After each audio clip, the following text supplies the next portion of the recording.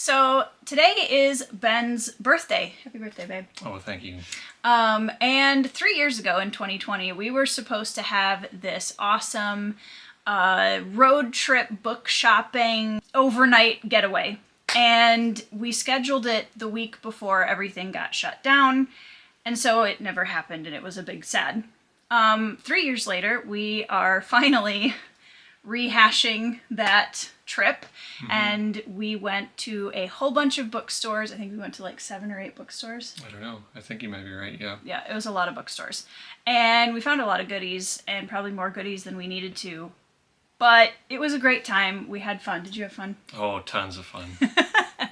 So this is the vlog that I took while we were out and about and doing the book shopping. I took a little bit of clips of us at dinner. I took a clip of the bed and breakfast where we stayed so that you guys could see that because it was a super cool place. And after the vlog, we will show you the haul, which is kind of massive. There's literally stacks all over by us right now. So enjoy the vlog.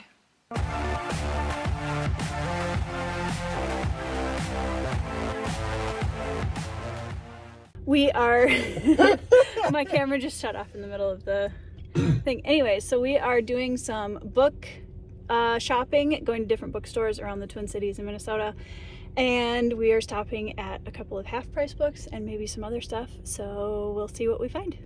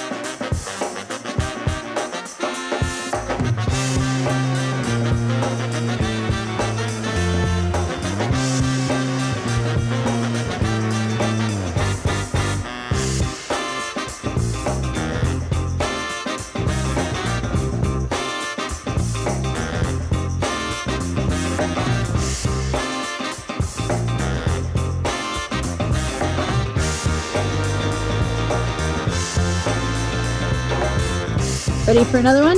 Damn. Half Price Books, Part 2.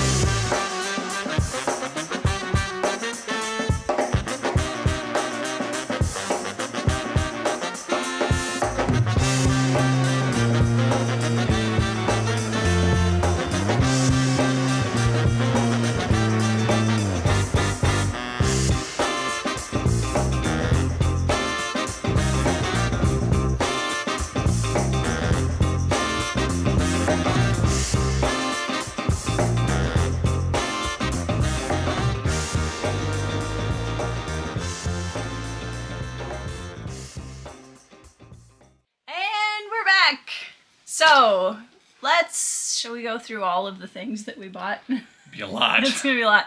So first I want to talk a little bit about non-book things that we bought, because we do have a stack for that as well. We stopped at a game and comic store our last trip. Yeah. This one I got, it's called Beer and Bread. It is a 2-player strategy game. It looked kind of interesting.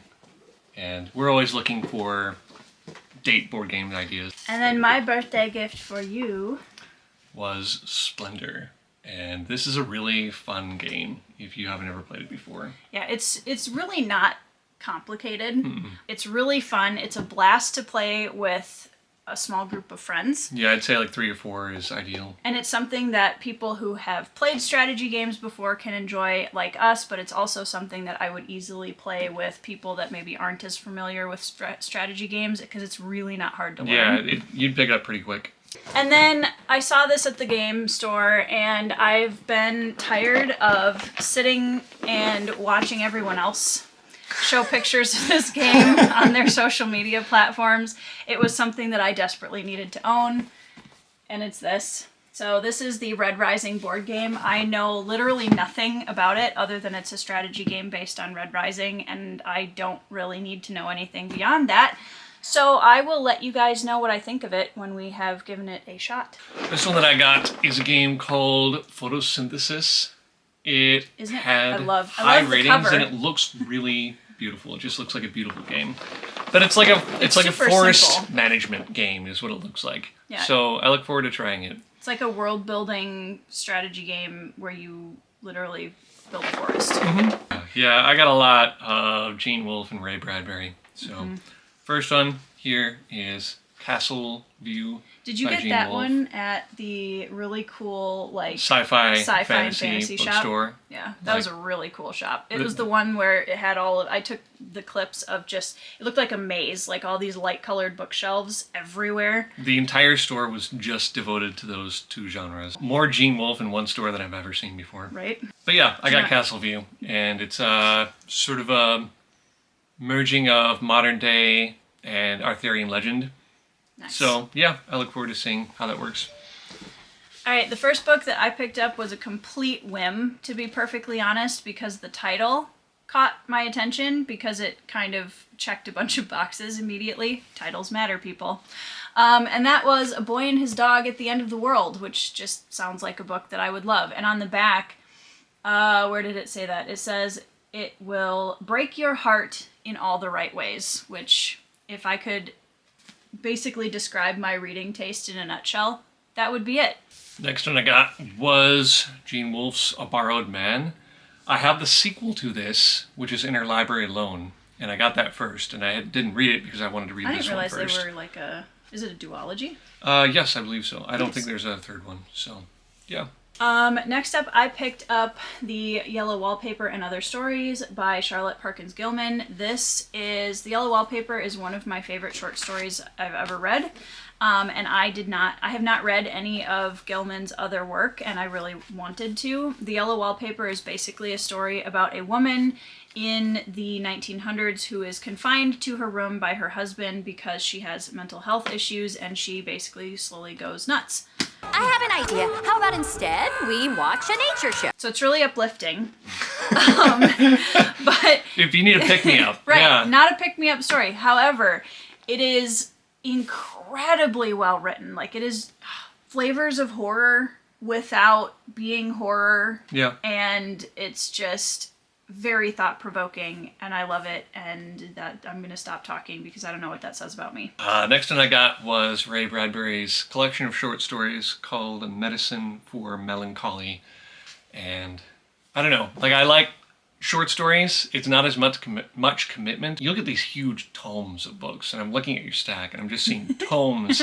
I like collections of short stories because your books are much smaller. Yeah, and even this, it's not much of a commitment. If I just pick it up and I'm like, all right, I just need to get through this little tiny short story. It's a standalone. Well, and it's something you can kind of intersperse where you can read a short story while you're reading bigger books. Yeah. The next one was one that I got at the, was one of the fantasy authors that I had never heard of at this science fiction and fantasy store that we went to. And that is Charles DeLint's Waifs and Strays. Now, this man has written a lot of books. Like, there were 2 bookshelves full of individual titles from Charles DeLint. This one is a collection of short stories about teenagers in a low fantasy setting, and I'm kind of looking for a little bit of a Neil Gaiman flavor in this.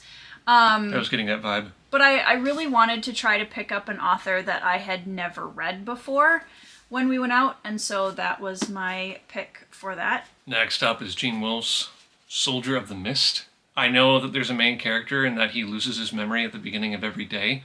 So all that he's got to go on is the narrative that he leaves himself. So, yeah, I look forward to it. That sounds cool. Yeah.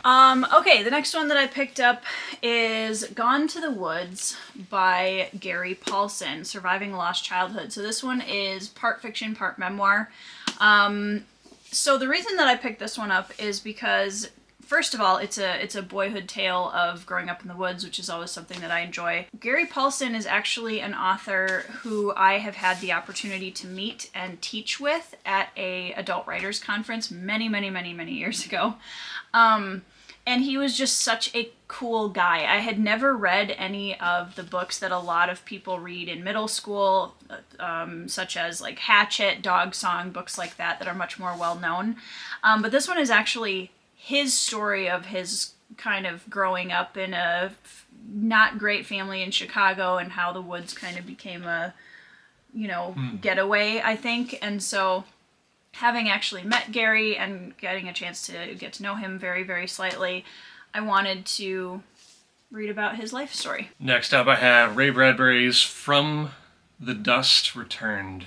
It's a story of an eternal family who lives in a house in Illinois. It kind of is giving me Addams Family vibes a little bit. Like even the house, if you look at the house on the cover. In the beginning, it almost seemed like this should be a Neil Gaiman story, except Ray Bradbury wrote it. So cool. I'm very interested. Yeah. The next one, this is the beginning of my tomes collection, and this is actually going to go fairly quickly because one of them is a series of 4. So, but before that, I found a copy of The Lonesome Crown by Brian Lee Durfee. This is the 3rd book in his 5 Warrior Angels trilogy. I have the 1st and 2nd book already, and I hadn't purchased the 3rd book yet because it was a little more expensive than I wanted to spend at this point, especially since I haven't started the trilogy yet. But I found this at a half-price books for really cheap, and I thought, you know what, now I'll have all 3, and I will have it when I need it, and I'm really looking forward to getting to this series, hopefully later this year. All right, well, I'll run through them then, a few. You just stop me. Okay. Gene Wolfe's There Are Doors. It's a novel about a guy who chases after a woman. I don't know a whole lot more than that, so... Tale of love and danger. Yeah, I don't know. Gene Wolfe is one of those guys, if I see it... You never know what you're getting. I'll just read it, whatever it is. I got this as a Toria recommendation, The Gospel of Loki. Well, in fairness, it wasn't really a recommendation because I haven't read it yet either. Okay. But I own it. But the cover, the cover is beautiful. Very nice. We have to hide our faces. I like the sort of stained glass vibe on it. It's cool. and a copy of Pride and Prejudice. We don't have a copy of this yet.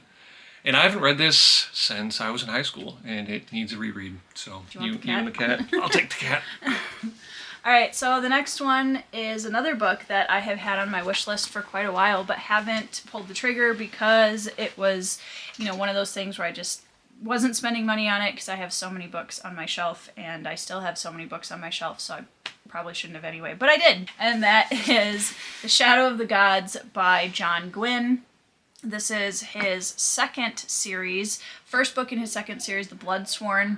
I read Faithful and the Fallen very quickly last year. I binged through all 4 books in like 2 months, and I have heard a lot of great things about this subsequent series. They're not, as far as I know, they're not connected in any way. This one is very Nordic inspired, and when I'm in the mood for that, I am definitely going to be picking this one up. So, yeah, I'm excited about it. Do you want me to take the cat? Oh, sure. We can just trade back and forth. Passing the cat back and forth. This poor cat. This is Novia, by the way. If she didn't want to be here, she would leave. Say hi. She is blind in one eye. Oh, look at how pretty you are. She's a sweetheart. She is the sweetest cat ever. Yeah. She's sort of becoming an old lady queen now. She's 11. Yeah. I got this one, Masterpieces of Fantasy and Enchantment. It's a collection of fantasy sci-fi, or maybe just fantasy short stories. And it's an older collection. I looked through the table of contents and I recognized a couple of short story titles. And I thought, Did you recognize the title or the author? The author and title, like... Oh, Ursula Le Guin.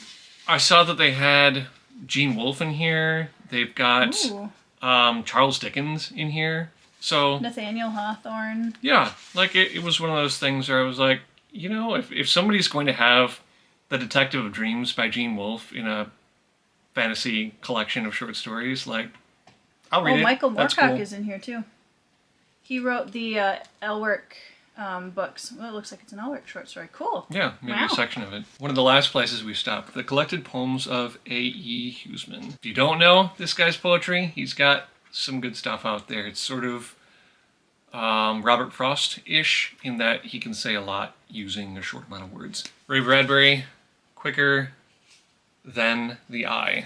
And it's another collection of short stories, I believe. I haven't read enough Ray Bradbury short stories, so it's going to be on the list for the year. And finally,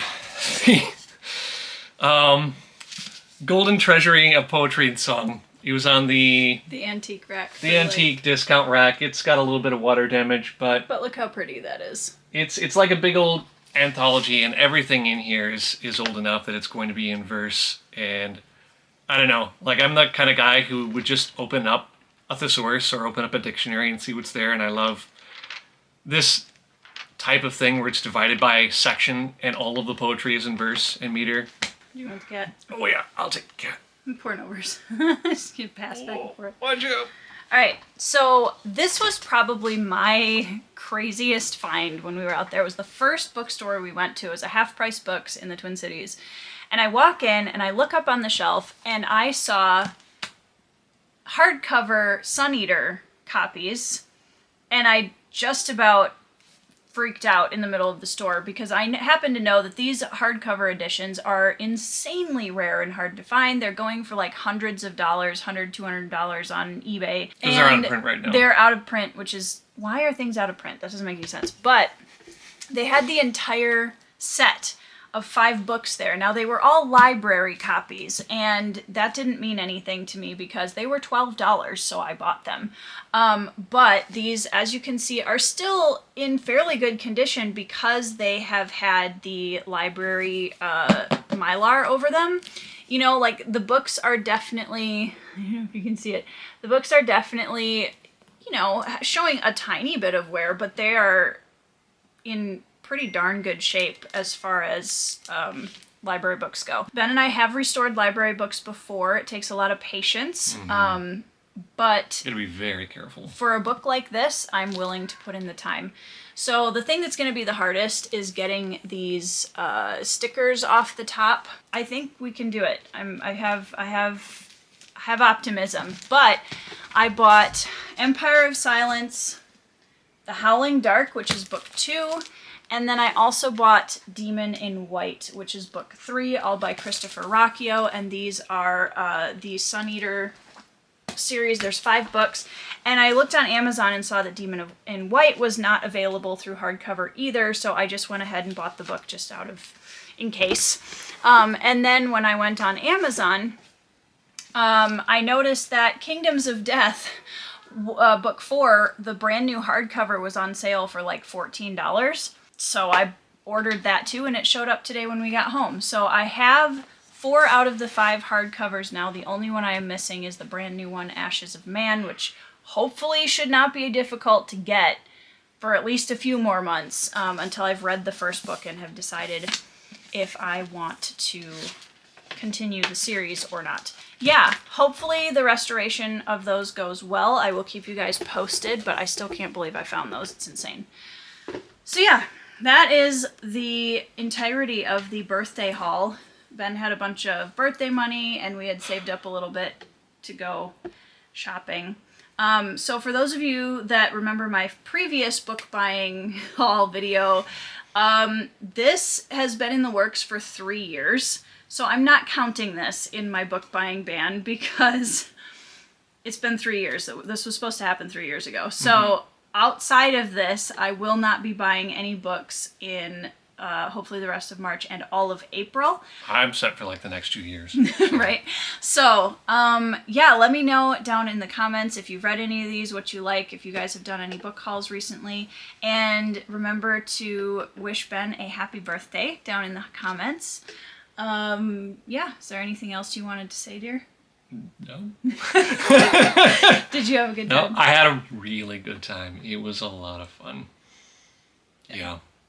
It was good. So yeah, I hope you guys enjoyed the vlog. I hope you enjoyed this. I was gonna say mini haul, but I'm not kidding myself. It's a haul. It's a whole haul.